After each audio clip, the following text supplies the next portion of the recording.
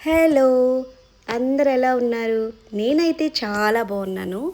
ఈరోజు మార్నింగ్నే నేను మా వారు ఇద్దరం కూడా బస్ దగ్గరికి వెళ్ళిపోయాము. ఎందుకంటే మా అమ్మ వాళ్ళు మరలా పార్సెల్ పెట్టేస్తున్నారు. అందుకని తెచ్చుకోవడానికి వెళ్ళిపోయాము.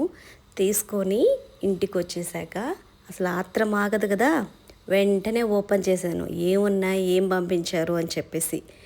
అండ్ ఒక్కొక్కటి చూసేయండి మీరు కూడా. అన్ని నేమ్స్ చెప్పాలా లేకపోతే మీకు అర్థమైపోయిందా? ఇవైతే ఎండు రొయ్యలు, ముందైతే కరివేపాకు, ఇప్పుడైతే ములక్కాయలు.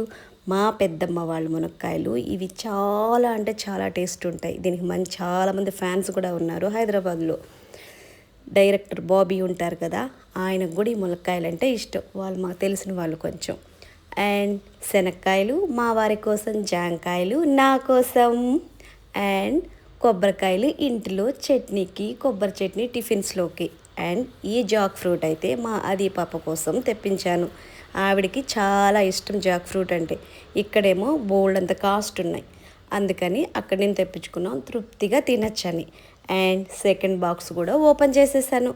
ఒక్కొక్క బాక్స్లో ఇప్పుడైతే సగ్గుబియ్యం వడియాలు, ఇవైతే బియ్యం వడియాలు.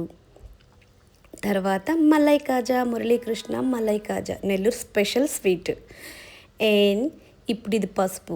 మా అమ్మ ఇంట్లోనే పసుపు ప్రిపేర్ చేస్తారు తెలుసా, చాలా కష్టపడతారనమాట ఇది చేయడానికి. అండ్ ఇవి మరొక వడియాలు.